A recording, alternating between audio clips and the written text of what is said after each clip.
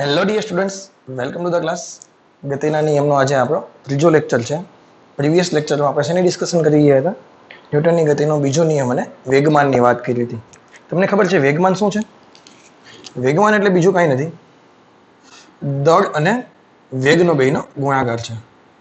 હવે વેગ જે એ સદિશ રાશિ છે, તો વેગમાન પણ સદિશ રાશિ થશે, કારણ કે અહીંયા વેગનો કોઈ વાસ્તવિક સંખ્યા સાથેનો ગુણાકાર થયો છે. વેગનો કોઈ વાસ્તવિક સંખ્યા સાથેનો ગુણાકાર થાય તો શું થશે? દિશા બદલાવાની છે નહીં, કારણ કે અહીંયા જે દળ છે એ વાસ્તવિક સંખ્યા તરીકે પ્લસ આવશે. દળ તો કોઈ દિવસ માઇનસ આવવાનું છે નહીં, તો આની કિંમત કોઈ દિવસ સદિશની દિશા બદલાવાની છે નહીં. એટલે કે વેગમાનની જે દિશા છે એ હંમેશા વીની દિશામાં થશે, વેગની દિશામાં થશે. આ વસ્તુ આપણે શીખી ગયા છે. આના એકમને અને બધી વસ્તુની આપણે વાત કરી ગયા હતા. પછી આપણે ગ્રાફ જોઈ ગયા હતા. તમને એમ કે પી અને વી નો ગ્રાફ બનાવો, તો પી અને વી નો ગ્રાફ બનાવવામાં આવે તો એનો ઢાળ થશે એમ. તમને એમ કે પી અને એમ નો ગ્રાફ બનાવો, તો પી અને એમ નો ગ્રાફ બનાવીએ તો એના માટે એનો ઢાળ થશે વી. તમને એમ કે એમ અને વી નો ગ્રાફ બનાવો, તો એમ અને વી નો ગ્રાફ આવશે આવો. શા માટે? કારણ કે એમ પ્રપોર્શનલ ટુ 1/v થાય. જો પી કોન્સ્ટન્ટ હોય તો એમ અને વી એકબીજાના વ્યસ્ત પ્રમાણમાં થાય. અહીંયા પી પ્રપોર્શનલ ટુ એમ થશે અને અહીંયા પી પ્રપોર્શનલ ટુ વી થશે. આ બધી વસ્તુની વાત થઈ જાય પછી બીજો નિયમ શીખી ગયા હતા, એફ બરાબર ડીપી બાય ડીટી. વેગમાનના ફેરફારનો સમય દર એ બોડીના સમપ્રમાણમાં અને બોડીની દિશામાં હોય છે. એટલે કે એફ વેક્ટર અને ડીપી વેક્ટર બંને એક જ દિશામાં હોય છે. D by DT P vector દેખાય અહીંયા એમવી વેક્ટર લખ્યા હતા અને એમ લખીને ડીવી બાય ડીટી લખ્યું હતું અને સમીકરણ સાબિત કર્યું હતું એફ બરાબર એમ. હવે તમને ખબર પડી ગઈ કે આ શું છે તે. બીજો નિયમ અને પહેલો નિયમ એકબીજા સાથે શું સંબંધ છે? કારણ કે જો તમે બળ 0 કરી નાખો બાહ્ય બળ, તો પ્રવેગ 0 થાય, અને પ્રવેગ 0 થાય તો વેગ કોન્સ્ટન્ટ થાય. એટલે પહેલો નિયમ છે અને બીજો નિયમ એકબીજા સાથે સુસંગત હતા, એની પણ વાત કરી હતી. હવે મેં તમને કીધું હતું કે નેક્સ્ટ લેક્ચરમાં આપણે નવી રાશિ શીખવાના છે, એ છે બોડીનો આઘાત. તો હવે જે નવું તમને શીખવાડું છું એ છે બોડીનો આઘાત. આજના લેક્ચરની આપણે નવા ટોપિકથી શરૂઆત કરીએ છીએ.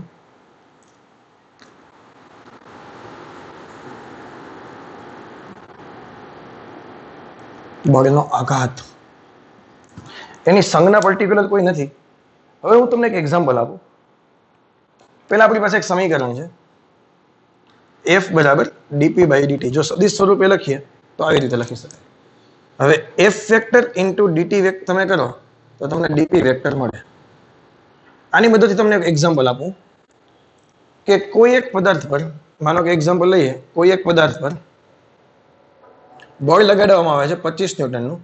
કોઈ એક પદાર્થ પર 25 ન્યૂટનનું બળ લગાડવામાં આવે છે અને કેટલા સમય માટે લગાડવામાં આવે છે? માનો કે 2 સેકન્ડ માટે લગાવવામાં આવે છે. તો એમાં જે વેગમાનમાં ફેરફાર થાય એ કેટલો થશે? 50 ન્યૂટન ઇન્ટુ સેકન્ડ થશે, અથવા તો 50 કેજી ઇન્ટુ મીટર પ્રતિ સેકન્ડ થશે. હા કે ના? આ જે વેગમાનમાં ફેરફાર થશે એ બોડીની દિશામાં જ થશે. બોલો, આ વસ્તુ તમને ખબર છે કે નહીં? પણ હવે તમે વિચારો, હું તમને એવા તો ઘણા બધા તમને એક્ઝામ્પલ જોવા મળશે કે જેમાં જે આ જે બળ તમે કોઈ પદાર્થ પર આપો છો એ બહુ માઇનોર, ઓછા એવા સમય માટે આપો છો જે તમે કેલ્ક્યુલેટ પણ ના કરી શકો.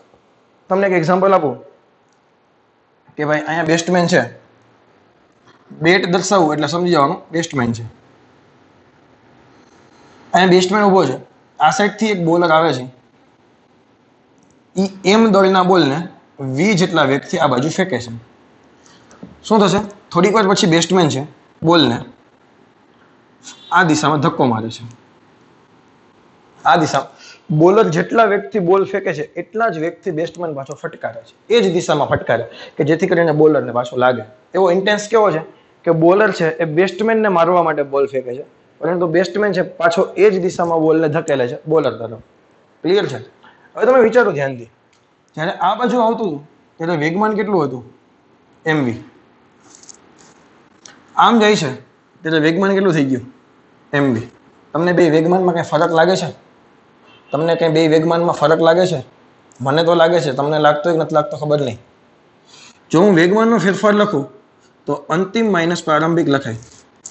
અંતિમ વેગમાન એમવી લખું તો પ્રારંભિક વેગમાન માઇનસ એમવી લખાય. શું? કેમ?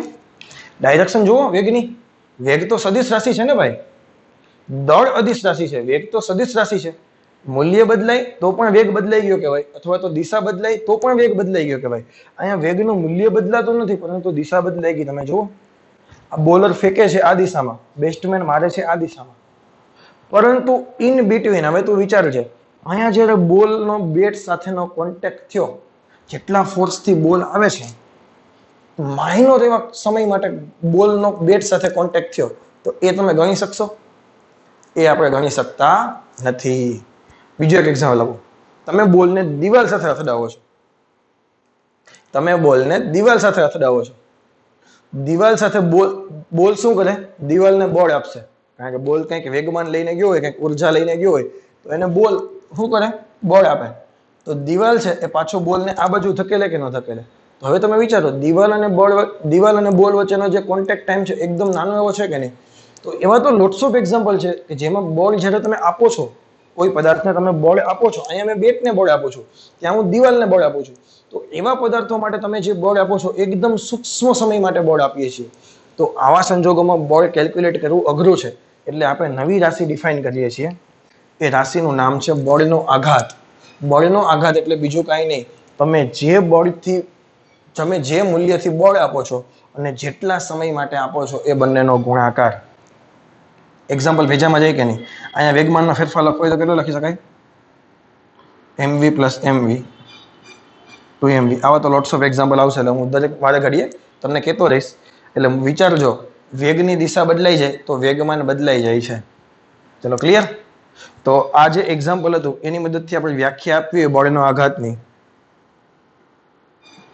બળનો આઘાત એટલે બીજું કાંઈ નહીં, F ઇન્ટુ ડીટી.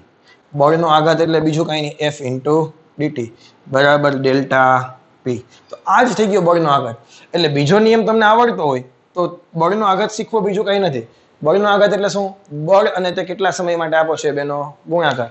અથવા તો બીજી વસ્તુ, બળનો આઘાત એટલે શું? તો કે વેગમાનનો ફેરફાર. આ બસ શીખી ગયા આપણે. બળનો આઘાત નવી રાશિ બીજું કાંઈ નથી. શા માટે ડિફાઇન કરવી પડી? કારણ કે ડીટી ટાઈમ છે ઘણા બધા ઉદાહરણમાં ફાઇન્ડ કરવો એકદમ ઇમ્પોસિબલ છે. તો એવા સંજોગોમાં બળ અને બેનો ગુણાકાર તમે ફાઇન્ડ કરીને વેગનો ફેરફાર તમે ડાયરેક્ટ ફાઇન્ડ કરી લેજો. આ સંજોગોમાં વેગનો ફેરફાર ફાઇન્ડ કરવો બહુ ઇઝી છે. કેવી રીતે? તો કે ભાઈ 500 ગ્રામનો બોલ આપણે લીધો તો લાસ્ટ લેક્ચરમાં, અડધા કિલોનો બોલ 50ના વેગથી આવે છે અને 50ના વેગથી જ પાછો જાય છે. હવે તો ખબર ને તમને, ક્રિકેટમાં પેલા બોલરની સ્પીડ હોય તો એટલા સ્પીડથી બોલ આવ્યો હતો અને બેટ્સમેન કેટલાના સ્પીડથી ફટકારે બધી વસ્તુ માપી શકાય છે. હા કે ના? તો અહીંયા બોલનો આઘાત માપવો એકદમ ઇઝી છે. કેવી રીતે? 500 ગ્રામનો બોલ 50ની સ્પીડથી આવે, એવું માની લઈએ કે એ જ બોલને 50ની સ્પીડથી પાછો મૂકો, તો ડેલ્ટા પી મળી ગયા કે નહીં? તો ડેલ્ટા પી એ જ બળનો આઘાત છે ભાઈ. ડેલ્ટા પી છે એ જ બળનો આઘાત છે. હવે તારા ભેજામાં ગયું? એકદમ ડીટી ટાઈમ માપવો શક્ય નહોતો, પરંતુ આપણે વેગમાનનો ફેરફાર તો માપી શકીએ છીએ કે નહીં? વેગમાનનો ફેરફાર માપી શકીએ છીએ, તો એની મદદથી બળનો આઘાત માપી શકાય. ચલો આ વસ્તુ ભેજામાં જાય છે કે નથી જતી? ક્લિયર છે? ઉદાહરણ પછી કરાવું. એક આપણે ત્રીજો નિયમ શીખી લઈએ, પછી ઉદાહરણ કરીએ, એટલે એક સાથે બધી વસ્તુ ઉદાહરણ પછી ચાલ્યા કરે. તો ન્યૂટનની ગતિનો ત્રીજો નિયમ આજના લાસ્ટ લેક્ચરમાં વેગમાન અને ન્યૂટનની ગતિનો બીજો નિયમ શીખ્યા. આજે એ જ ટોપિકને આગળ વધારીને એમાંથી એક રાશિ નવી શીખી, બળનો આઘાત. અને હવે જે શીખીએ છીએ એ થર્ડ લો ઓફ મોશન, ન્યૂટનની ગતિનો ત્રીજો નિયમ શીખવાનો છે.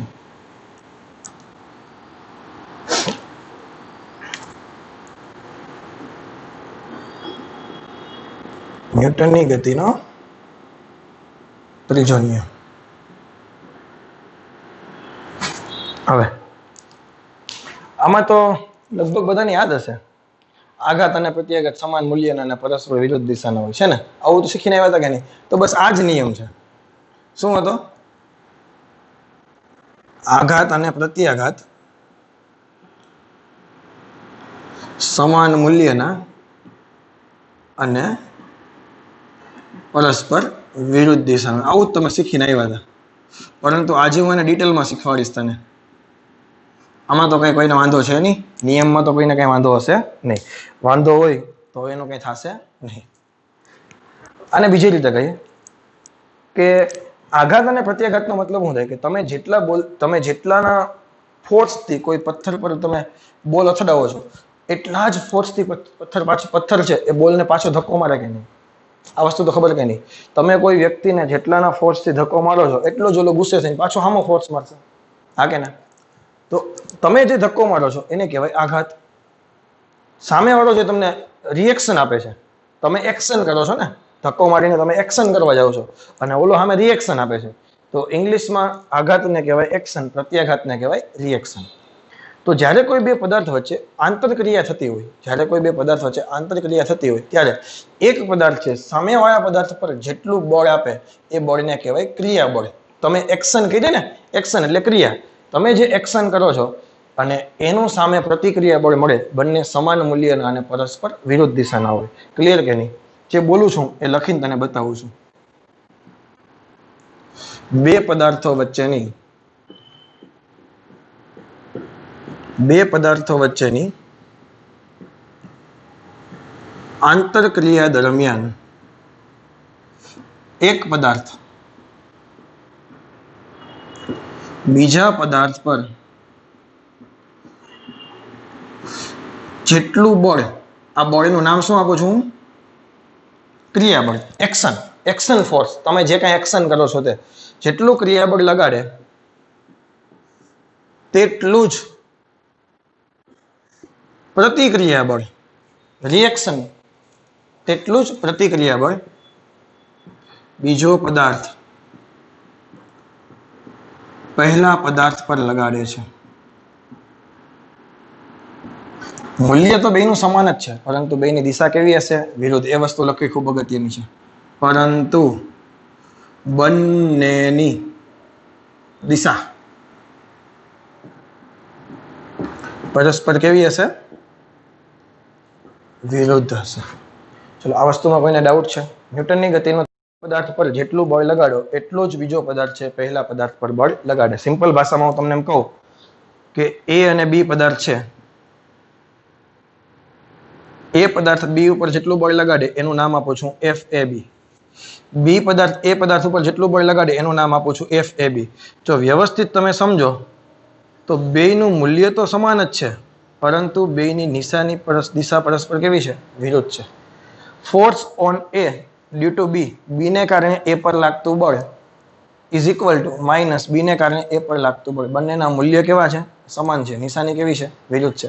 આ તો ખબર પડે ને તને લખતા. ખાલી મૂલ્ય લખવું હોય તો આમ લખાય, માનાંકમાં.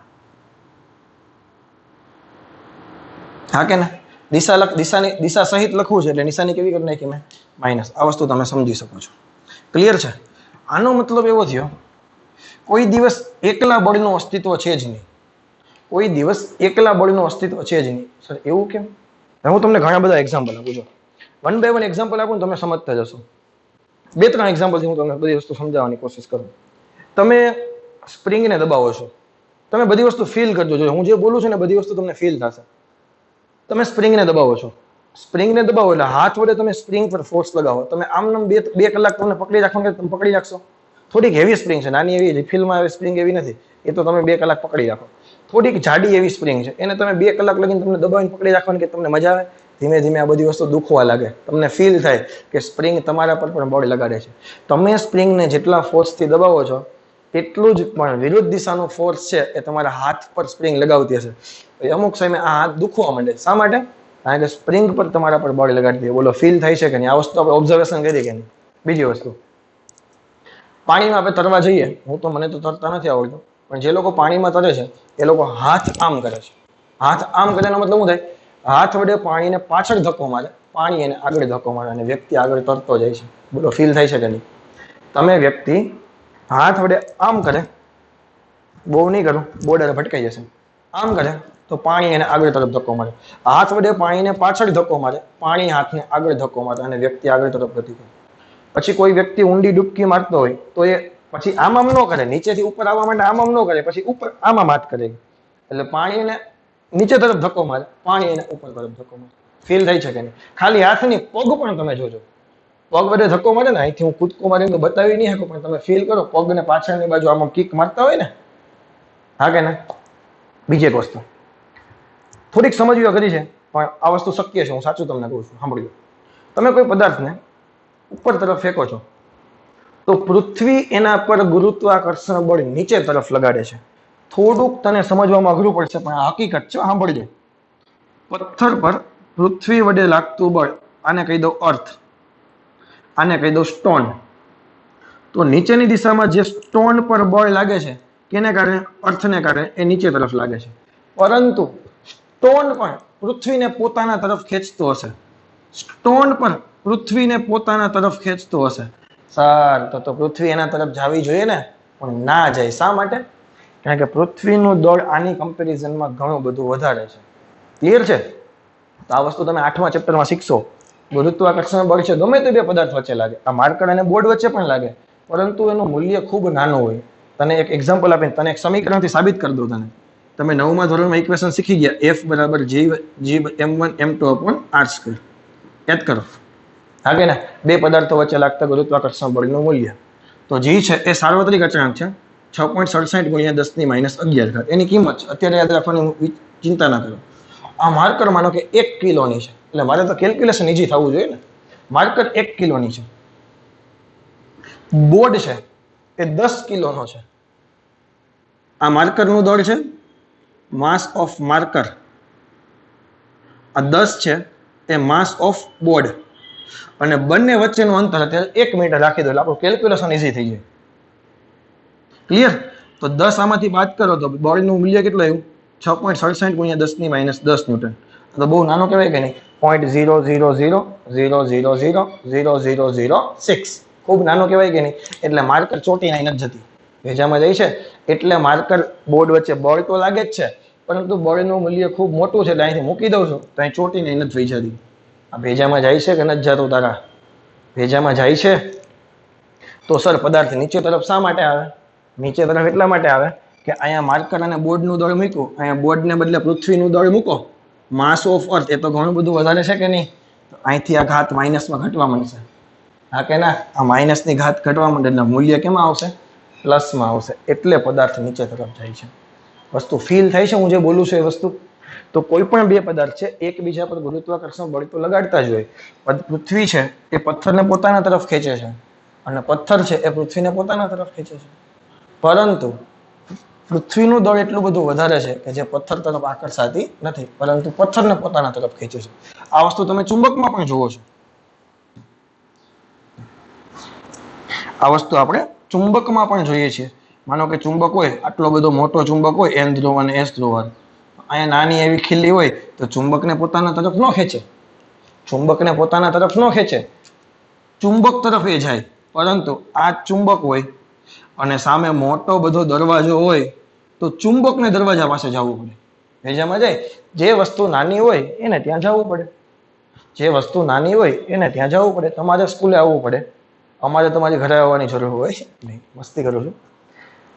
તો સમજાય છે કે નહીં? તો વ્યવહારમાં કોઈ દિવસ એકલા બળનું અસ્તિત્વ છે જ નહીં. વ્યવહારમાં કોઈ દિવસ એકલા બળનું અસ્તિત્વ છે જ નહીં. બળો હંમેશા જોડીમાં જ લાગે છે. આ વસ્તુ લખો ચાલો. વ્યવહારમાં ક્યારેય એકલા અટુલા બળનું અસ્તિત્વ નથી. બળો હંમેશા જોડીમાં જ લાગે છે. બળો હંમેશા જોડીમાં જ લાગે છે. અને એક્શન અને રિએક્શન, ક્રિયાબળ અને પ્રતિક્રિયા બળ હંમેશા બે અલગ અલગ પદાર્થ પર જ લાગે. લખો હું જે બોલું તે. બળો હંમેશા જોડીમાં જ લાગે છે. બીજો પોઈન્ટ લખો. ક્રિયાબળ અને પ્રતિક્રિયા બળ હંમેશા બે અલગ અલગ પદાર્થો પર જ લાગે. પેલો પદાર્થ બીજા પર ક્રિયાબળ લગાડે તો બીજો પદાર્થ પેલા પર પ્રતિક્રિયા બળ લગાડે. ચલો આ બધી વસ્તુ સમજાય છે કે નહીં? મેં તને જે ઉદાહરણ આપ્યા એ પણ તને સમજાય છે કે નહીં? તમે પાણીમાં તરી શા માટે શકો? સ્પ્રિંગ દબાવો છો તો તમને ફીલ થાય છે કે સ્પ્રિંગ પર તમારા પર બળ લગાડે છે. એ બધી વસ્તુ ન્યૂટનની ગતિનો ત્રીજો નિયમ છે. પેલો પદાર્થ બીજા પદાર્થ પર જેટલું બળ લગાડે એટલું જ બળ બીજો પદાર્થ પેલા પદાર્થ પર લગાડશે, પરંતુ નિશાની કેવી આવશે? વિરુદ્ધ. ડાયરેક્શન બેયની કેવી આવશે? અલગ અલગ. ભેજામાં જઈ શકે નહીં. તમે હજુ એક પોઈન્ટ એમાં લખી શકો છો. તમે જો સ્પ્રિંગ વાળું ઉદાહરણ લખો તો એમાં ક્રિયાબળ અને પ્રતિક્રિયાબળ માટે સંપર્ક હતો, કારણ કે સ્પ્રિંગ અને હાથ એકબીજાના કોન્ટેક્ટમાં હતા. પરંતુ તમે પૃથ્વી અને પથ્થર વાળું એક્ઝામ્પલ જો, એમાં બંને સંપર્કમાં છે નથી. તો લખો ચાલો. તમે પેલા શું લખ્યું હતું? એકલા આટલા બળનું અસ્તિત્વ નથી. બળો હંમેશા જોડીમાં લાગે છે. ક્રિયાબળ અને પ્રતિક્રિયાબળ હંમેશા બે અલગ અલગ પદાર્થો પર લાગે છે. હજી એક વસ્તુ લખો. ક્રિયાબળ અને પ્રતિક્રિયાબળ માટે, ક્રિયાબળ અને પ્રતિક્રિયાબળ માટે સંપર્ક હોવો જરૂરી નથી. ક્રિયાબળ અને પ્રતિક્રિયાબળ માટે સંપર્ક હોવો જરૂરી છે નહીં. ચલો આ વસ્તુ ક્લિયર છે કે નહીં? હજુ એક એક્ઝામ્પલ તમને હું આમાં આપી શકું. તમે જમીન પર ચાલો છો ને, તો તમે ચાલવા માટે શું કરો છો? તમે પગનું ડગલું આગળ માંડો, તમે ફીલ કરો. તમે જો ફીલ કરજે, કોઈ પણ વ્યક્તિ છે એ પગનું ડગલું આગળ માંડે એટલે આ પગ વડે જમીન પર ફોર્સ લગાવતો હોય. તમે ઇમેજિન કર્યું કોઈ દિવસ? તમે એક ડગલું મૂકો છો એટલે જમીન સાથે પગ છે શું થાય છે? પાછળની બાજુ ધક્કો મારે છે. તમે જોયું? ફીલ કરો. તમે એક ડગલું ભરો. ચાલો વિડીયો થોડીક વાર પોઝ કરીને એક ડગલું ભરો અને તમે ફીલ કરો કે તમે પગ વડે જમીન પર અંદરની બાજુ ફોર્સ લગાવો છો. બોલો હા કે ના? આવું ફીલ થાય છે કે નથી થતું? ક્લિયર? તો હું એક તમને એક્ઝામ્પલ આપું. તમે જમીન પર ચાલો છો, એની પાછળ પણ ન્યૂટનની ગતિનો ત્રીજો નિયમ જવાબદાર છે. કેવી રીતે? માનો કે આ રોડ છે, કોઈ વ્યક્તિ છે એ જમીન પર અંદરની બાજુ ફોર્સ લગાવે છે એફ. કેટલાના ખૂણે લગાવે છે? થીટાના ખૂણે લગાવે છે. તો જેટલાના ખૂણે એક્ઝેક્ટ આ કયું બળ છે? વ્યક્તિ દ્વારા જમીન પર લાગતું બળ કેટલાના ખૂણે લાગે છે? થીટાના ખૂણે લાગે છે. તો એટલું જ બળ છે થીટાના ખૂણે. જમીન સાથેનો ખૂણો પાછો કેટલાનો? થીટાનો. આ અંદર તરફ હતો, આ બહાર તરફ.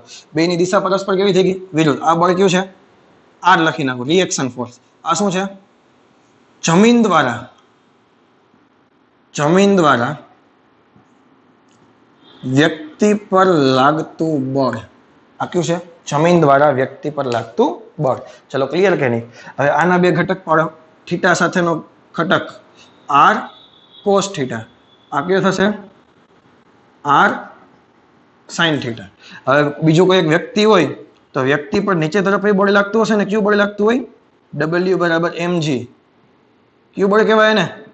વજન બળ કહેવાય કે ન કહેવાય? કોઈ પણ પદાર્થનું દળ છે પૃથ્વી તરફ નીચે તરફ લાગતું હોય એનું નામ હતું વજન બળ. 9મા ધોરણમાં શીખી ગયા. તો આર સાઇન થીટા અને mg સામસામેના બળો છે કે નહીં? તો એ એકબીજાની અસર નાબૂદ કરશે. શું કરશે? એકબીજાની અસર નાબૂદ કરશે. આર સાઇન થીટા બરાબર mg સમાન મૂલ્યના થશે, વિરુદ્ધ દિશાના થશે, એટલે એકબીજાની અસર નાબૂદ કરે. ઓલો 10 થી ઉપર ખેંચે તો આ 10 થી નીચે ખેંચે, એટલે અસર કેવી થઈ ગઈ? નાબૂદ. પરિણામી બળ આ બંને માટે 0 થઈ ગયું. સાંભળજો, જે એકબીજાની અસર નાબૂદ કરે. તો હવે કયું બળ ખાલી વધ્યું પદાર્થ પર? સોરી, વ્યક્તિ પર કયું એક જ બળ વધ્યું? R cos theta. જે આર કોસ થીટા ઘટકને કારણે વ્યક્તિ છે એ આ દિશામાં ગતિની શરૂઆત કરે. મારે જવું તો આમ જ ને, એટલે મેં બળ અંદર તરફ લગાવ્યું હતું. ના ખબર પડી. મારે જવું તો આમ, એટલે મેં પેલું ડગલું ભર્યું, એટલે મેં બળ અંદર તરફ લગાવ્યું ને. તો મારી પાસે એક જ બળ મળ્યું મને. કયું? આર કોસ થીટા ઘટક છે એ વ્યક્તિના આગળ જવા માટે જવાબદાર છે. આર કોસ થીટા બળ એ વ્યક્તિને આગળ જવા માટે જવાબદાર છે. ક્લિયર? તો ન્યૂટનની ગતિના ત્રીજા નિયમમાં કોઈ ડાઉટ છે? નહીં ને? પેલું એક્શન રિએક્શન વાળી જે મેં નોટ્સ લખાવી ને, એકલા આટોલા બળનું અસ્તિત્વ નથી, એક્શન રિએક્શન હંમેશા અલગ અલગ પદાર્થો પર લાગે, સંપર્ક હોવો જરૂરી નથી. તો એ 2-3 પોઈન્ટ છે એ ખૂબ અગત્યના છે. એક્શન અને રિએક્શન સમાન મૂલ્યના હોય, એક્શન અને રિએક્શન પરસ્પર વિરુદ્ધ દિશાના હોય. તો આ 4-5 પોઈન્ટ છે એ ખૂબ અગત્યના છે. હવે આના આધારે જે કાંઈ દાખલા છે, ક્યાં? વેગમાન, ન્યૂટનની ગતિનો બીજો નિયમ, બળનો આઘાત અને ન્યૂટનની ગતિનો ત્રીજો નિયમ. આટલા ટોપિકના આધારે જેટલા બી દાખલા છે એ પહેલા પૂરા કરી લઈએ, ઉદાહરણ અને સ્વાધ્યાય બંનેમાંથી. તો હવે 1 by 1 પહેલા ઉદાહરણના દાખલા જોઈ લઈએ. તો ઉદાહરણ પહેલા 5.1 કાઢો. 5.1 તમને એવું કહેવા માંગે છે કે 100 મીટર પ્રતિ સેકન્ડ સ્ક્વેરના અચળ પ્રવેગથી બાહ્ય અવકાશમાં ગતિ કરતા એક નાના અવકાશયાનમાંથી, એક માનો કે નાનું અવકાશયાન છે આવી રીતે ભાઈ, કેટલાના પ્રવેગથી ગતિ કરે છે? 100 મીટર પ્રતિ સેકન્ડ સ્ક્વેરના અચળ પ્રવેગથી ગતિ કરે છે. સાંભળજે, એક અવકાશયાત્રી છૂટો પડે છે. આમાંથી એક અવકાશયાત્રી અચાનક છૂટો પડી જાય છે. સમજાય છે? તો અવકાશયાનની બહાર આવ્યા પછીની ક્ષણે, જેવો અવકાશયાનની બહાર આવ્યો એ ક્ષણે તેનો પ્રવેગ કેટલો હશે? એવું ધારો કે નજીકમાં તેના પર ગુરુત્વ બળ લગાડતા કોઈ તારાઓ હાજર નથી. એની આજુબાજુમાં કોઈ એવો તારો નથી કે જેના પર ગુરુત્વ બળ લગાડે. ફોર એક્ઝામ્પલ, જો એની બાજુમાં કોઈ એવો તારો અવેલેબલ હોત, આવો તારો થોડો હોય, સિમ્પલ. સરસ મજાનો બનાવો તો આમ બનાવે હા ને. આવું બધી બહુ કરતા કા આપણે નાના હતા. જો કોઈ તારો એના પર અવેલેબલ હોય તો મેં તમને કીધું એમ કે માનો કે અવકાશ યાત્રીનું દળ છે એમ છે અને તારાનું દળ છે ms છે. બે વચ્ચે કોઈ જો ડિસ્ટન્સ d હોય તો એ બંને વચ્ચે ગુરુત્વાકર્ષણ બળ લાગે g m ms upon r². આ લાગે કે નહીં? પરંતુ તમને એમ કીધું કે આજુબાજુમાં કોઈ તારો અવેલેબલ જ નથી, આજુબાજુમાં કોઈ તારો છે જ નહીં. જો આજુબાજુમાં કોઈ એના પર તારો હોય જ નહીં તો એના પર કોઈ પણ પ્રકારનું બાહ્ય બળ લાગવાનું છે નહીં. કોઈ પણ પ્રકારનું બાહ્ય બળ લાગવાનું નથી કારણ કે આજુબાજુમાં કોઈ તારો નથી. જો એના પર બાહ્ય બળ લાગવાનું ન હોય તો એનો પ્રવેગ કેવો થઈ જાય? 0. ભેજામાં જાય. આજુબાજુમાં કોઈ તારાઓ એના પર અવેલેબલ છે જ નહીં. જો તારાઓ એના પર અવેલેબલ હોત તો એને પોતાના તરફ ખેંચે. પરંતુ ઘણાના મનમાં એમ થાય કે સર તો રોકેટમાં હતો ત્યારે એનો પ્રવેગ કેટલો હશે? રોકેટમાં હોય ત્યારે એનો પ્રવેગ કેટલો હોય? તો કે જેટલો રોકેટનો હોય એટલે. પરંતુ રોકેટની બારોબાર જેવો આવી જાય પરંતુ આજુબાજુમાં તો કોઈ તારાઓ છે જ નહીં. આ વસ્તુ ક્લિયર છે કે નહીં? તો એનો જવાબ શું આવશે? ચોખ્ખું બળ કેટલું આવશે? 0. અને અવકાશ યાત્રીનો પ્રવેગ કેટલો આવશે? 0. આ નિયમ પ્રમાણે ક્લિયર. પેલો નિયમ છે ને આમ તો જો કોઈ પદાર્થ પર લાગતું ચોખ્ખું બાહ્ય બળ 0 હોય તો એનો પ્રવેગ 0 થાય, તે પદાર્થ સ્થિર હશે. એવી રીતે તમે કલ્પના કરી શકો. બીજો નિયમ વિચારો તો બીજો નિયમ કે ભાઈ F બરાબર ma. ખરેખર આમ તો પેલો નિયમ જ કહેવાય ને કારણ કે ચોખ્ખું બાહ્ય બળ 0 હોય તો પદાર્થ સ્થિર કહેવાય અથવા તો નિયમિત વેગથી ગતિ કરતો હોવો જોઈએ. પણ આપણા કિસ્સામાં પદાર્થ કેવો હશે? સ્થિર હશે. એની ડિસ્કશન આપણે કંઈ કરવાની નથી. આપણે તો ખાલી એટલું જ કહેવાનું છે કે બળ 0 એટલે પ્રવેગ 0. 1 મિનિટ મારા હથિયાર નીચે પડી ગયા. બીજો દાખલો જુઓ. 0.04 કિલોગ્રામ દળ ધરાવતી અને 90 મીટર પ્રતિ સેકન્ડની ઝડપથી ગતિ કરતી એક બુલેટ છે.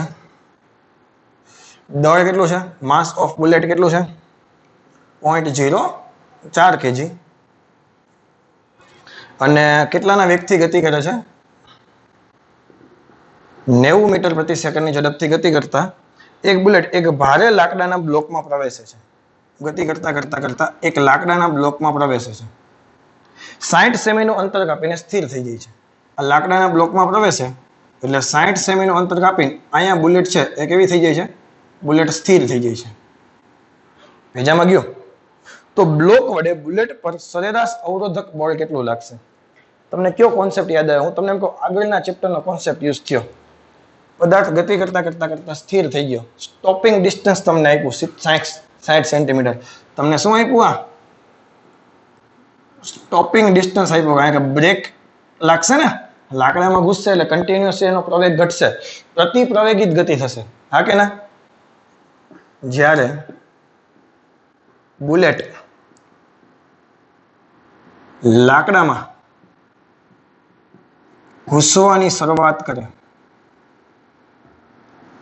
ત્યારે તે પ્રતિ પ્રવેગિત ગતિ કરે. બોલો હા કે ના? અને પ્રતિ પ્રવેગિત ગતિનો સ્ટોપિંગ ડિસ્ટન્સનો ઇક્વેશન યાદ છે?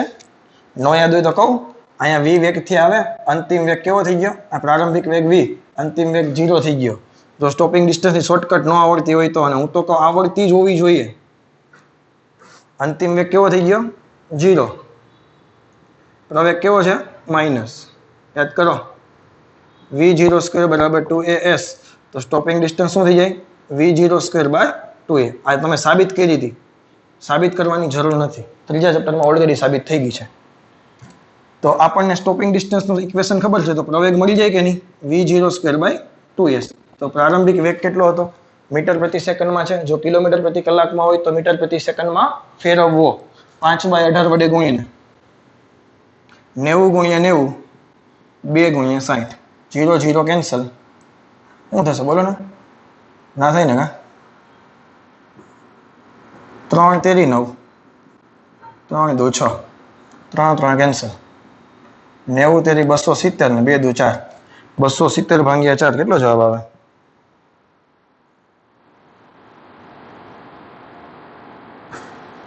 હા કઈ ભૂલ થઈ બોલો જી? આ 60 સેન્ટીમીટર છે અને કેમાં લખવા પડે? મીટરમાં લખવા પડે. ભૂરા અહીં શું થશે? 90 × 9 અને 2 × 60 સેન્ટીમીટર બરાબર કેટલા મીટર થાય? 60 સેન્ટીમીટર બરાબર 60 ને કેટલા વડે ભાગવા પડે? 100 વડે. યાદ છે કે નહીં? 0.6 મીટર. ક્લિયર? હવે આને તમે સોલ્વ કરશો એટલે આનો જવાબ આવશે 6750 મીટર પ્રતિ સેકન્ડ સ્ક્વેર. કેલ્ક્યુલેટર વાપરવાની છૂટ છે. કેલ્ક્યુલેટર વાપરવાની છૂટ છે. બાકી તમારે કેલ્ક્યુલેટર ન આપ્યું હોય એક્ઝામમાં તો તમારે ટ્રાય કરવાની. આ 6 ભાગ્યા 10, 10 લઈ જવાના ઉપર, પછી છેદ ઉડાડીને 6750 આવી જશે. કેલ્સીની જરૂર પડશે નહીં. તો આ પ્રવેગ, આ પ્રતિપ્રવેગ છે તો ખબર કે નહીં? મેં નિશાની માઇનસ નથી કીધી, તો તમે સમજી તો શકો કે નહીં આ પ્રતિપ્રવેગ છે. તો પ્રવેગ મળી જાય તો બળ કેટલું લાગે? F બરાબર ma. બુલેટનું દળ છે 0.04 અને બુલેટનો પ્રવેગ કેટલો હતો? પ્રતિપ્રવેગ 6750. 0.04 અને 6750 નું બેનો કરો એટલે 270 ન્યૂટન આવે. આ કયું બળ છે? અવરોધક બળ છે. કયું બળ છે? અવરોધક બળ છે. વસ્તુ ક્લિયર? ઘણા બધા દર્પણમાં કહે સર અહીં તો માઇનસ નિશાની છે ને. આપણને ખબર છે ભાઈ પ્રતિપ્રવેગ છે એટલે માઇનસ નિશાની છે. ઓલરેડી આ સમીકરણમાં માઇનસ નિશાની તમે મૂકો એટલે ચાલે, પરંતુ આપણે ઓલરેડી અહીંથી જ લખી નાખીએ છીએ. આપણને ખબર જ છે આ પ્રવેગ કેવો છે? પ્રતિપ્રવેગ છે. ચલો આ વસ્તુ આવડશે? કોઈ ડાઉટ છે? નથી ને? આમાં એક રકમ લખાવું. ચાલો 0.04 કિલોગ્રામની જ બુલેટ લખીએ અને વેગ લખી નાખીએ 80 નો. તમારે જાતે કરવાનો છે. 0.04 કિલોગ્રામની બુલેટ 80 ના વેગથી 50 સેન્ટીમીટર અંતર કાપીને સ્થિર થઈ જાય તો તમારો બળનો જવાબ આવવો જોઈએ 256 ન્યૂટન. આ તમારે જાતે કરવાનો છે પ્રેક્ટિસમાં. બુકમાં લખવાની જરૂર નથી, ખાલી જાતે પ્રેક્ટિસ કરી દો તો પણ ચાલશે. ક્લિયર? ચાલો 5.3 જોઈએ.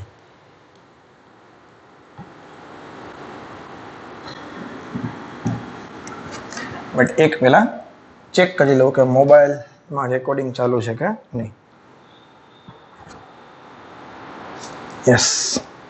ઘણી વખત સીન થઈ જાય છે એટલે વારે ઘડીએ બીક લાગે કે નાનું નહીં પાછું રિવીઝ પાછું બધું કરવું પડશે તો ચલો કંઈ નહીં. ચલો 5.3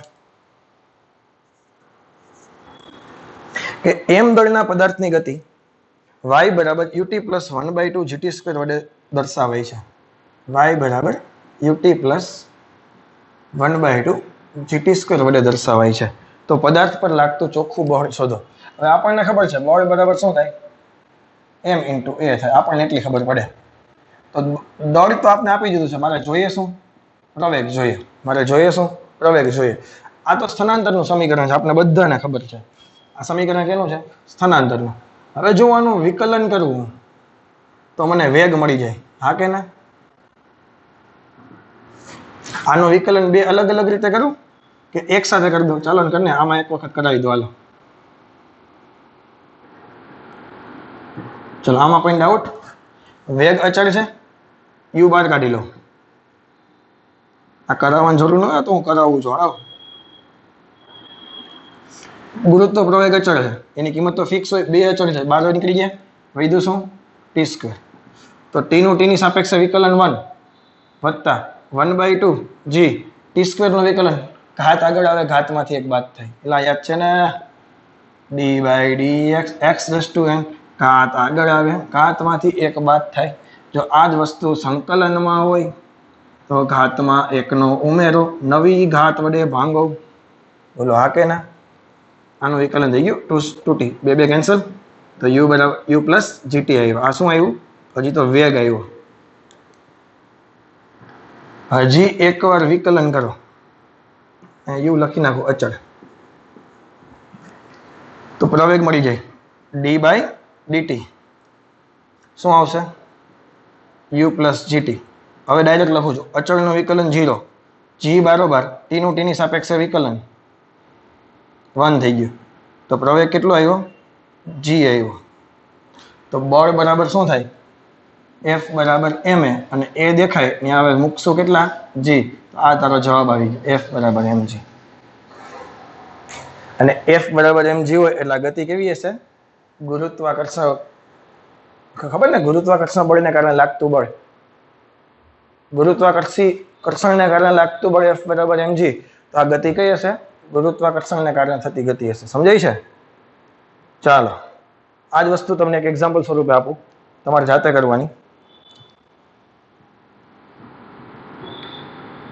10 ગ્રામ દળ લેજો. કેટલું દળ લેજો? 10 ગ્રામ. અને y બરાબર લખજો 3t plus 5t square. 3t plus 5t square. બે વખત વિકલન કરવાનો, તમને ખબર ને બધી વસ્તુ, અને તમે બળ ગોતશો ને તો આનો જવાબ આવશે 0.1 ન્યૂટન. કેટલો આવશે? 0.1 ન્યૂટન. લખવું હોય તો બુકમાં લખજો, બાકી વાંધો નહીં. સમજાય છે? આના પછીનું એક્ઝામ્પલ એકદમ ઈઝી છે, નથી વાંધો બહુ કઈ. ત્રીજું ને ચોથું ચેપ્ટર મસ્ત રીતે આવડતું હશે એટલે કઈ પ્રોબ્લેમ આવશે નહીં.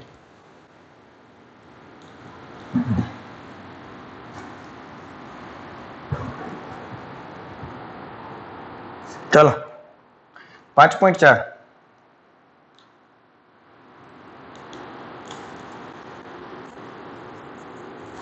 એક બેસ્ટમેન બોલને 12 મીટર પ્રતિ સેકન્ડની પ્રારંભિક ઝડપથી બોલને બદલ્યા સિવાય સીધો બોલરની દિશામાં પાછો ફેરવે છે, ફટકારે છે. જો બોલનું દળ 0.15 કિલોગ્રામ હોય, હું તમને નતો કહેતો કે 157 ગ્રામનો બોલ હોય સિઝનનો, ક્રિકેટ મેચ જે રમાય તો આને 1000 વડે ભાંગો એટલે 0.15 થાય ને, 0.157 થાય. તો બોલ પર લાગતો બળનો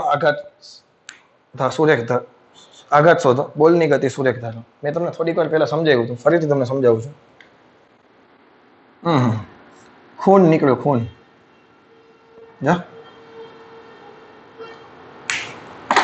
મને નથી લાગ્યું, મૂંઝાતા નહીં, માર્કર માંથી નીકળ્યું છે. અમે થોડા મૂંઝાય છે, તમને લાગ્યું તમે મૂંઝાવો, અમે મૂંઝાઈએ?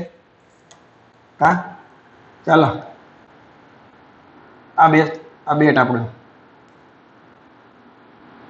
ખરેખર થાય શું? બેસ્ટમેન પેલા ઊભો છે, બોલર એના તરફ બોલ ફેંકે છે. બોલર શું કરે છે? એના તરફ બોલ ફેંકે છે. એમ દળનો બોલ વી વ્યક્તિ ફેંકે છે. બેસ્ટમેન પાસે બોલ આવે છે. બેસ્ટમેન પાછો એટલા જ વ્યક્તિ બોલને પાછો ફેંકે છે, ફટકારે છે એ જ દિશામાં. કારણ કે જો તમને કીધું બોલની ગતિ સુરેખ ધારો, જે દડો જેટલાના વેગથી આવતો હતો એટલા જ વેગથી બોલર બેસ્ટમેન પાછો બોલને બોલર તરફ ફેંકે છે. તો આ થઈ ગયું પ્રારંભિક વેગમાન. હા કે ના? તો આનું પ્રારંભિક વેગમાન લખવું હોય આપણે P1 તો શું લખી શકાય? -mv. શા માટે? કારણ કે આ બાજુની દિશાને આપણે માઇનસ લખી નાખીએ. અને આ થઈ ગયું એનું અંતિમ. તો અંતિમ વેગમાન કેટલું લખવું પડે આપણે? +mv. બોલો હા કે ના? તો વેગમાનનો ફેરફાર કેટલો થયો?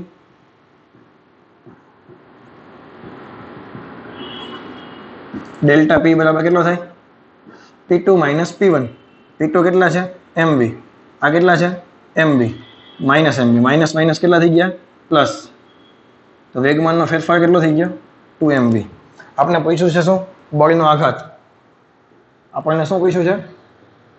બળનો આઘાત. તો બળનો આઘાત એટલે બીજું કાંઈ નથી, F × dt છે. અને F × dt બરાબર શું થાય? Delta P. તો બળનો આઘાત તમને ડેલ્ટા P જેટલો જ થાય કે નહીં? તો બળનો આઘાત એટલે બીજું કાંઈ નથી. કેટલો થઈ ગયો આપણા કિસ્સામાં બળનો આઘાત? 2mv. કેટલો થઈ ગયો? 2mv. 2 ના 2 એમ કેટલા છે? 0.15. આ કેટલા છે? 12. 12 દુ ને 24. 24 × 0.15 કરો એટલે તમારો આન્સર આવશે 15 ચોખ્ખું 60 વધી પડ્યું 6. 15 દુ 30 ને 6 36. 2 3.6 ન્યૂટન ઇન્ટુ સેકન્ડ. હવે બળના આઘાતની દિશા કઈ થાય? બળના આઘાતની દિશા કઈ હોય? વેગમાનના ફેરફારની દિશામાં. વેગમાનના ફેરફારની દિશામાં. તો વેગમાનનો ફેરફાર કઈ દિશામાં થયો? બેસ્ટમેન થી બોલર તરફ. કઈ દિશામાં થયો? બેસ્ટમેન થી બોલર તરફ. Batsman to bowler. ચલો આ વસ્તુ ક્લિયર છે કે નહીં? કેમ મને આજ હથિયાર પડી જાય છે?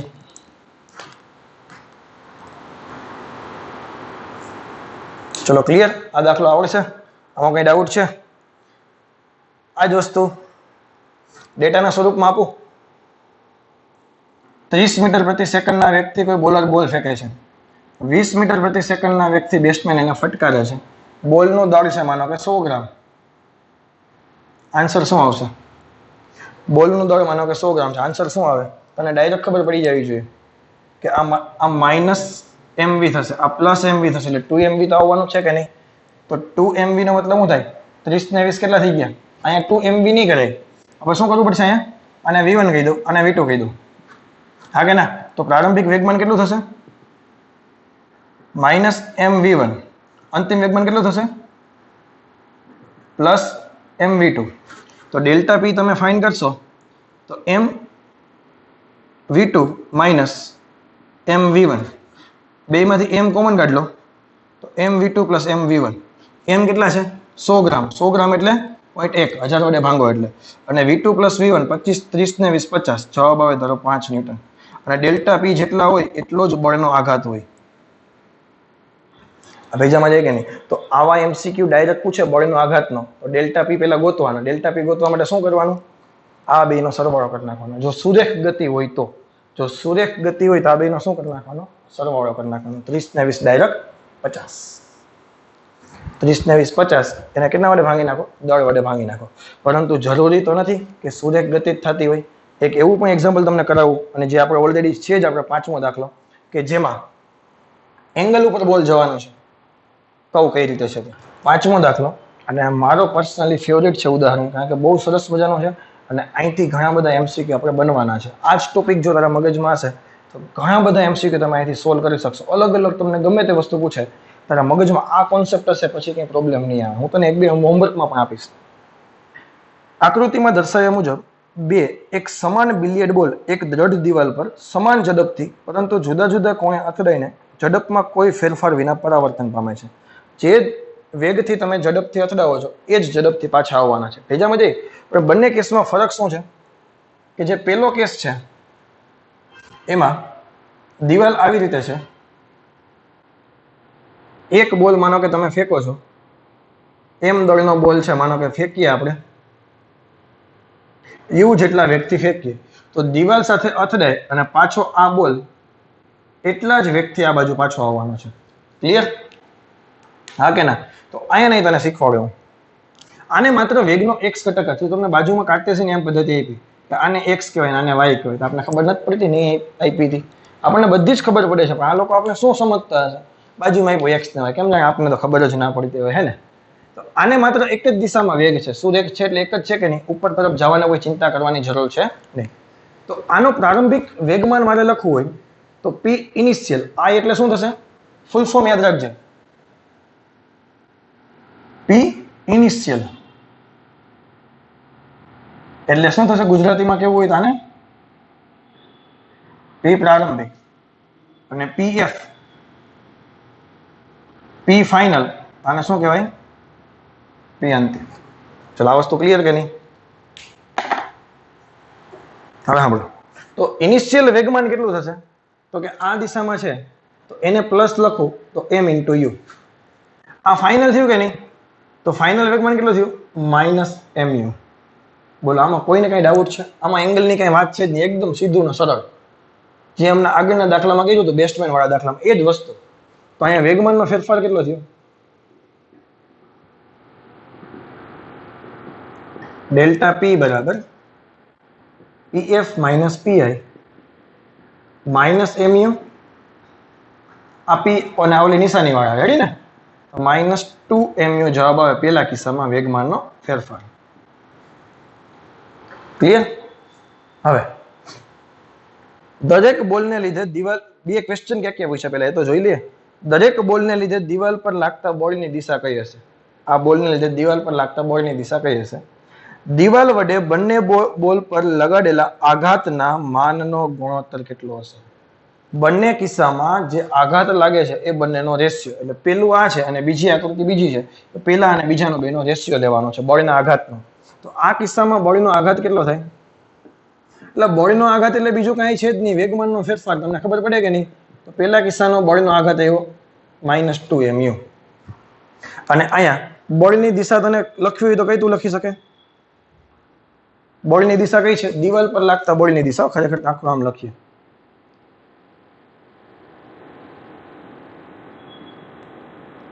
દિવાલ પર લાગતા બળની દિશા કઈ થશે? બોલો જોઈએ. દિવાલ પર બળ તો આમ જ લાગે ને, કારણ કે બોલ તમે ભટકાવો એટલે બળ તો એ જ દિશામાં લાગે કે નહીં? તો દિવાલ પર લાગતા બળની દિશા પહેલા તો દિવાલને લંબ રૂપે લાગશે. બોલો આ કે ના? દિવાલને લંબ રૂપે જે બળ લાગે એ આ બાજુ અંદર તરફ લાગે કે ન લાગે? તો દિવાલને લંબ રૂપે લાગશે. અને કઈ દિશામાં લાગશે? તો ધન એક્સ દિશામાં લાગશે આ બાજુ. ચલો આમાં કોઈ ડાઉટ છે નહીં?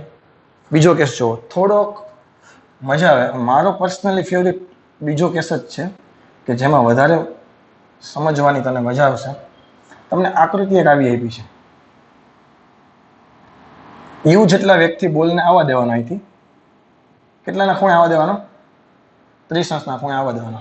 તમને બધા શીખી ગયા કે નહીં? આપાત કોણ અને પરાવર્તન સમાન કોણ? તો જે એમાં શું હતું? આપાત કિરણ અને પરાવર્તિત કિરણ. અહીંયા બોલ 30 ખૂણે આવતો હોય તો દિવાલ સાથે ભટકે 30 ખૂણે જ જવો જોઈએ, એટલી આપણને ખબર પડી જોઈએ. અને વેગ બદલાતો નથી એવું પણ તમને કીધું હતું. આકૃતિ આપણી છે. હવે જે હું બોલું છું ને વ્યવસ્થિત થોડુંક તારે સમજવું પડશે, એટલે શાંતિથી મોબાઈલને પહેલા મૂકી દઉં, વ્યવસ્થિત રીતે આપણે સમજીએ. કેવી રીતે છે કેસ? માનો કે દિવાલ છે, અહીંથી હું બોલને આમ આવવા દઉં તો એ બોલ આમ જવો જોઈએ કે નહીં? હા કે ના? હું આમ રીતે બોલને આવવા દઉં તો બોલ આમ જવો જોઈએ કે નહીં? હવે ક્વેશ્ચન આપ્યો હોય ને તો જોવાનું. દિવાલ સાથેનો ખૂણો કે ને તો દિવાલ સાથેનો ખૂણો આ થાય 60. તો દિવાલ સાથે 60 ખૂણે બોલ આવે તો જાય પણ દિવાલ સાથે 60 ખૂણે જ જાય. આ તો ક્વેશ્ચનમાં આકૃતિ આપેલી છે. હું તો ઇન ફ્યુચર માટે પાડ બાંધું છું કે ફ્યુચરમાં તમને કોઈ એવા દાખલા આવે કે એક બોલને દિવાલ સાથે 60 ખૂણે ભટકાવવામાં આવે તો દિવાલ સાથે 60 ખૂણે ભટકાવવાનો તો જાય પાછો દિવાલથી 60 જો, અહીંથી 60 નો જાય.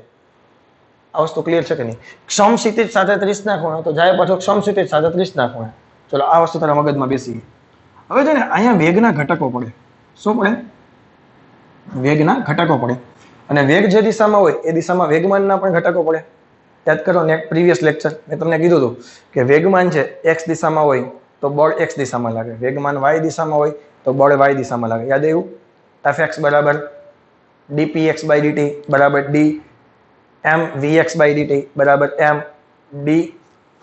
શું બોલે છે સર તમે? એ કે આવું તને યાદ આવે?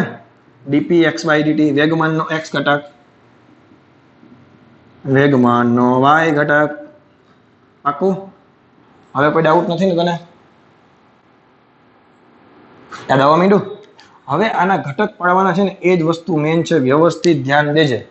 તારે જોવાનું કે ઘટક પાડવાના છે પહેલા તો મારે. તો આવી રીતે જતું હોય તો મારે ઘટક કેવી રીતે પાડવા? હવે તમે વિચારો, તમારી પાસે 4 ચરણ છે. હું જો મારી ટ્રીક છે ને એ તને ક્યાંય જોવા નહીં મળે. વ્યવસ્થિત સરસ મજાની શાંતિથી વિચારજે. આ 4 ચરણ છે. આ પહેલું ચરણ, આ બીજું ચરણ, આ ત્રીજું ચરણ, ચોથું ચરણ. પહેલા ચરણમાં અક્ષિસ કેવી હોય? આમ હોય. ધન વાય ધન એક્સ. બોલો હા કે ના? પહેલા ચરણમાં. બીજા ચરણમાં કેમ હોય? તો કે આમ હોય. ધન વાય ઋણ એક્સ. બોલો હા કે ના? ધન વાય ઋણ એક્સ. ત્રીજા ચરણમાં કેવી રીતે હોય? મારી આંગળી બેવડી વળી જાય. આવી રીતે હોય. ઋણ એક્સ ઋણ વાય. ચોથા ચરણમાં કેવી રીતે હોય? આવી રીતે હોય ને, ધન એક્સ ઋણ વાય. આ વસ્તુ ક્લિયર છે? તો આ 4 ચરણની મદદથી હું તને ટ્રીક બનાવીને આપું છું. તમને કોઈ એમ કહે કે તીર આમ જાય છે, તીર આવી રીતે જાય છે, તો આ કેટલામાં ચરણમાં ગયો કહેવાય? આમ જતો હોય તો આમ કયું ચરણ હોય? પહેલું ચરણ હોય. કયું ચરણ હોય? પહેલું ચરણ હોય. તો આના ઘટક પાડવાના ગયા તો આના ઘટક આવી રીતે પાડવાના. ધન એક્સ ધન વાય. અહીંયા માનો કે આર હોય, આ થીટા હોય તો આ ઘટક થશે થીટા સાથેનો ઘટક આર કોસ થીટા, આ સાથે આર સાઇન થીટા. જો આ ટ્રીક તને ક્યાંય જોવા નહીં મળે, સાંભળજે. સદિશ આમ જાય છે, આમ જતું હોય તો બીજું ચરણ આવે કે નહીં? કયું ચરણ આવે? બીજું ચરણ. તો આના ઘટક કેમ પડે? બીજા ચરણમાં શું હોય? ઋણ એક્સ હોય, ધન વાય હોય. માનો કે આ સાઈડ આ વખતે એંગલ અહીંયા છે થીટા, આ શું થશે? થીટા સાથેનો ઘટક R cos theta, R sine theta. હવે અહીંયા થીટા હોય તો આ કોસ થીટા થઈ જાય. ક્લિયર છે? ત્રીજું ચરણ. હવે કોઈ સદિશ માનો કે આમ છે, આમ નીચે કોણ જાય? નીચું કોણ હોય? આમ ત્રીજું ચરણ હોય કે ન હોય? તો ત્રીજા ચરણના ઘટક કેવી રીતે હોય? માનો કે આ વખતે થીટા અહીંયા છે, આ આર છે, તો આ શું થાય? R cos theta, R sine theta. Clear? ચોથું ચરણ આમ હોય કે નહીં? ક્રોસમાં. તો કોઈ સદિશ આમ જતો હોય તો એના ઘટક કેવી રીતે પાડવાના? ધન એક્સ ઋણ વાય. માનો કે આ એંગલ થીટા હોય તો આ શું થાય? R cos theta R sine theta. વિચારવાનું એ છે કે ઘટક ક્યાં ક્યાં પડે એ સદિશ કઈ દિશામાં જાય છે ને એ વસ્તુ મેન છે. આ વસ્તુ લખી નાખો સરસ મજાની નોટ બનાવીને. આ ચરણ લખી નાખો અને આ તીર લખી નાખો. થોડી પ્રેક્ટિસ માટે કહું છું. ચલો સદિશ આમ જાય છે. કેટલામું ચરણ થયું? તો કે ત્રીજું ચરણ. ઘટક કેમ પડે? તો કે ભાઈ આમ કરીને આમ.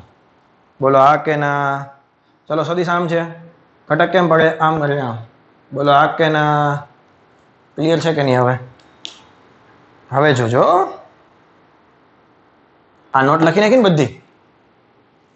આ કેટલામાં ચરણમાં જાય છે?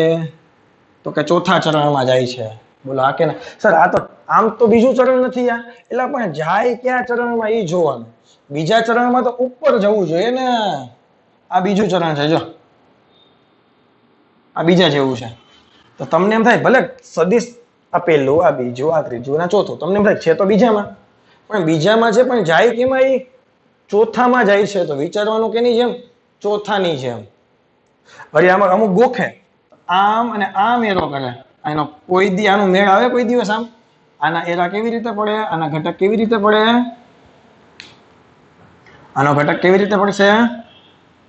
એક આ બાજુ, એક આ બાજુ. બોલો સમજાણું કે નહીં? બે વચ્ચેથી નીકળો કે નહીં? બે વચ્ચેથી એરો નીકળવો જોઈએ. આના માટે આ ત્રીજું ચરણ છે કે નહીં? સદિશ કેટલામાં જાય છે? ત્રીજામાં જાય છે. અને આમાં પેલું બીજું ને ત્રીજું જ છે પણ જાય છે કેટલામાં? ત્રીજામાં. એટલે આપણે આમાં બહુ વાંધો છે નહીં. એક આમ એક આમ. તો બે ની વચ્ચેથી જવો જોઈએ. જાય છે કે નહીં? ચલો આ વસ્તુ સમજાઈ ગઈ કે નહીં સમજાઈ ગઈ? છે ને કોન્સેપ્ટ સરસ મજાનો? નથી ને કોઈ ડાઉટ? ડાઉટ હોય તો કોમેન્ટ કરીને કહેજો. ક્લિયર છે? હવે જોજો હજી તો દાખલો બાકી છે. હજી તો દાખલો બાકી છે. આ એંગલ જો ઝેડ બન્યો. યાદ આવ્યું? આ ઝેડ બને છે. તો આ 30 નો હોય તો આ એંગલ કેટલાનો થાય? 30 નો થાય. કારણ કે ઝેડ બન્યો જો. હવે આ 30 નો હોય તો આ પણ 30 નો થાય. અનુકોણ કહેતો હતો ને તમે આને. આ 30 નો હોય હવે નહોતા કહેતા કે બે સમાંતર બાજુની છેદિકાથી બનતા ખૂણા સમાન હોય. એવું કહેતો કે નહીં? બે સમાંતર બાજુની છેદિકાથી બનતા ખૂણા સમાન હોય. અનુકોણ કહેતા હતા. અને અહીંયા ઝેડ બને. જો આ ઝેડ બન્યો. યુગ્મ કોણ? તો આ પણ 30 નો થાય. આ સામ સામેના અભિકમાં 30 ના. તમે ઘણી બધી રીતે વિચારતા હતા. આવું નવું 5મા 6ઠા ખબર નહીં કેટલામાં આવતું હશે. પણ મને યાદ છે કે આવું કંઈક આવતું હતું. અમારે તો આવતું હોય. તમારે કદાચ સિલેબસ બદલી ગયો હશે. હે તો આના ઘટક પડ્યા. આ યુ નો થીટા સાથેનો ઘટક you cos theta but you cos 30. આ યુ નો આ ઘટક યુ સાઇન 30. હવે આમાં કોઈ ડાઉટ છે? નહીં ને? આ યુ એનો થીટા સાથેનો ઘટક યુ કોસ 30. કારણ કે આ તો બધી ચોથા વસ્તુની વાત છે. ચોથા ચેપ્ટરની. 5મા ચેપ્ટરમાં કઈ ઘટક પાડવાનું નથી. ચોથા ચેપ્ટરમાં બધું આવી ગયું. અને મેં તો તમને ત્રીજા ચેપ્ટરમાં શીખવાડ્યું હતું. ચોથા ચેપ્ટરમાં તો વધારે ડિટેલમાં આવે છે.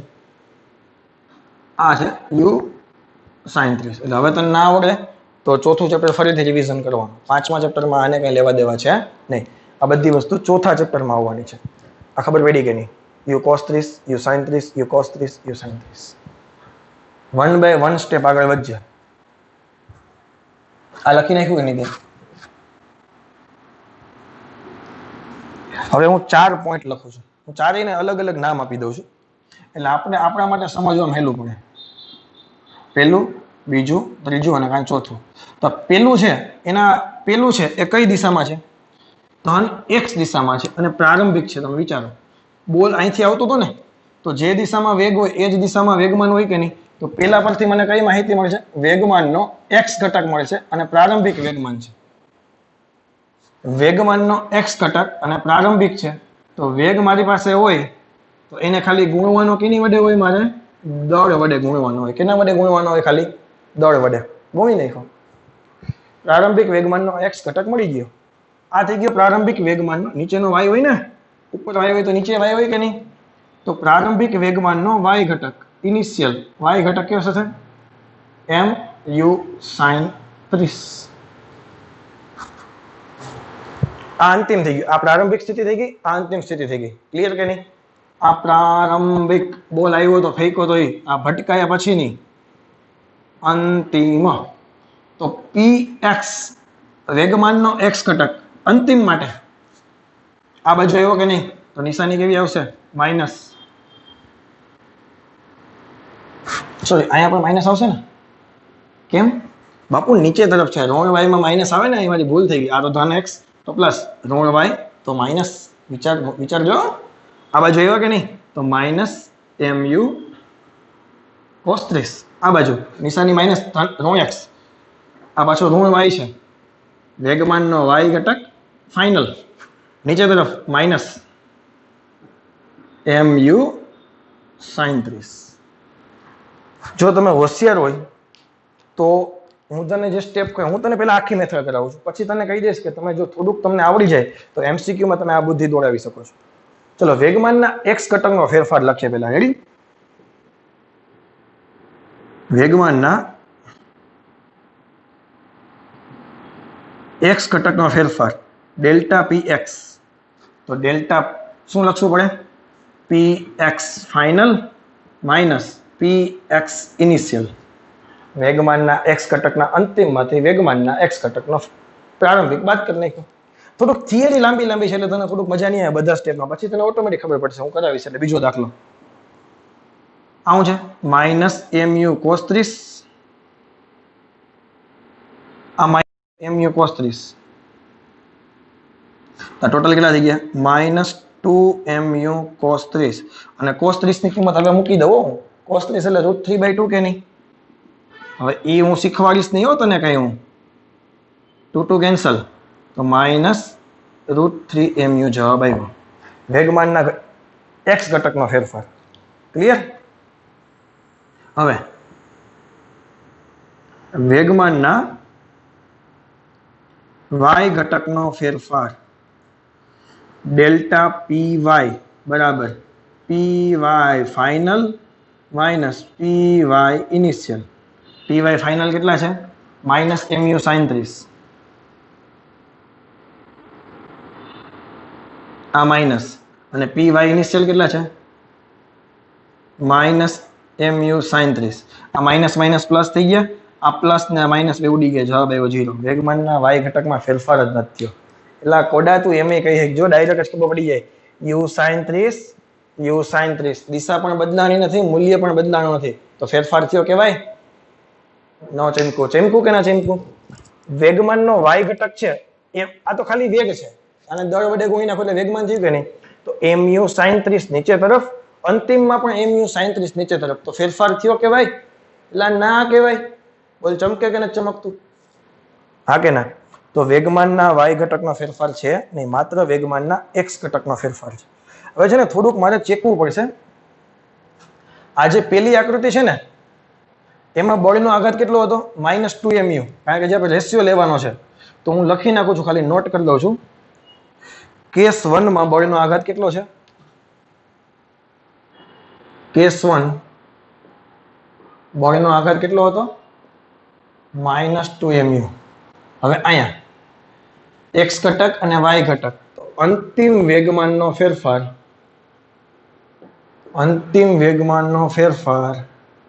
ડેલ્ટા p બરાબર ડેલ્ટા px વત્તા ડેલ્ટા py.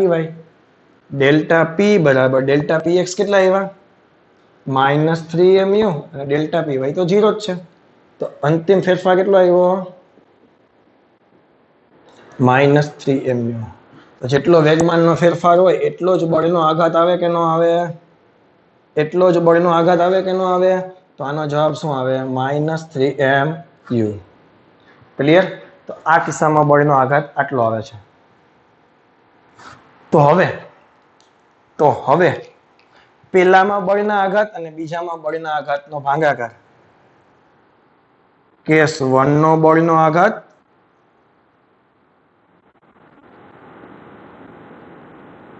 ભાંગ્યા કેસ 2 ના બળનો આઘાત. તો કેસ 1 ના કેટલા છે? -2mu. કેસ 2 ના કેટલા છે? mu cancel, minus minus cancel, જવાબ કેટલો આવે? 2/√3.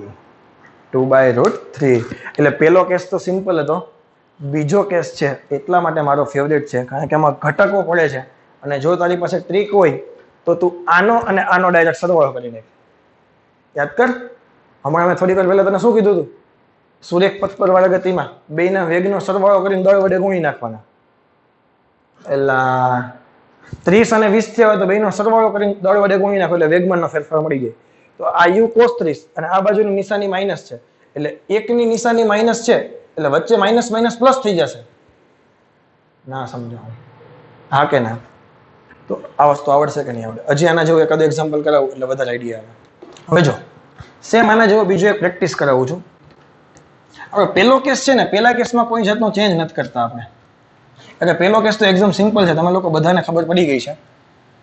પેલો કેસ આપણે એઝ ઇટ ઇઝ રાખીએ છીએ કે ભાઈ દિવાલ છે, એમાં એક બોલ u જેટલા વેગથી આવે અને ભટકાઈને પાછો એ જ બોલ u જેટલા વેગથી જાય. તો પ્રારંભિક વેગમાન કેટલું થઈ ગયું? +mu. અંતિમ વેગમાન કેટલું થઈ ગયું? -mu. તો ડેલ્ટા પી કેટલા થઈ ગયા? અંતિમ માઇનસ પ્રારંભિક એટલે -mu -2mu અને આ જ થઈ ગયો બોડીનો આઘાત. એટલે પેલા કેસમાં આપણે કોઈ જાતનો ચેન્જ નથી કરતા. બીજા કેસમાં વ્યવસ્થિત વિચારજે. હવે હું શોર્ટકટથી કરાવું છું, કેટલો સિમ્પલ થઈ જાય. u જેટલા વેગથી આવે છે પરંતુ 45 ના ખૂણે આવે છે, તો જશે પણ કેટલાના ખૂણે? 45 ના ખૂણે જાય કે નહીં? ચાલો ફટાફટ ઘટક પાડવા માંડો.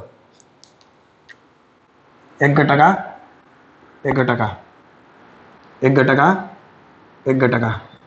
આ 45 છે તો આ z બને એટલે આ 45 થાય. તો આ પણ કેટલો થશે? 45. આ 45 તો આ 45.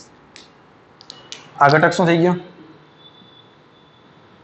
u sin 45, u cos 45, u sin 45, u cos 45. હવે જો આ વેગનો y ઘટક છે u sin 45, u sin 45 આ બંને કેવા છે?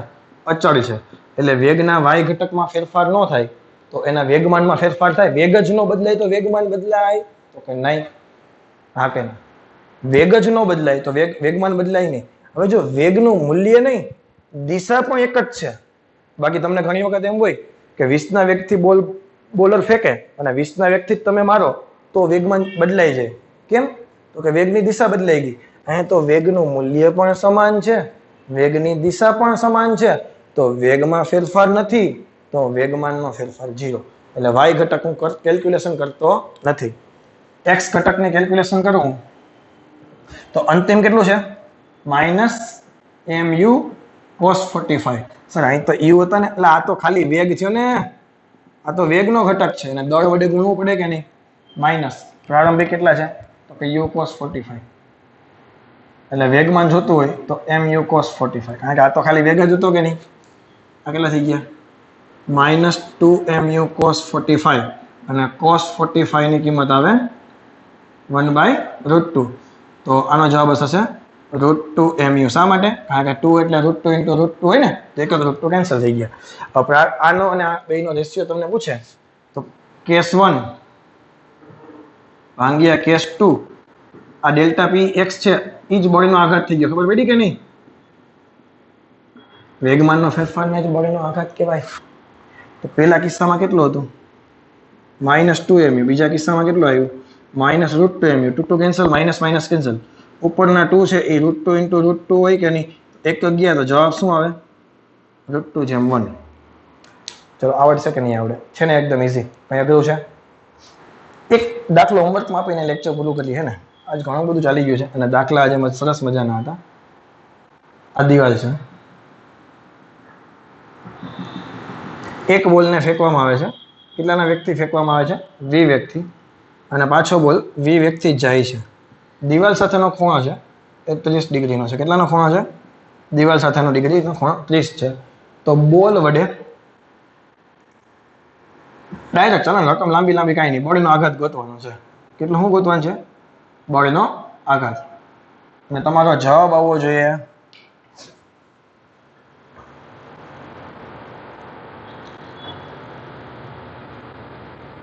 ભલે જો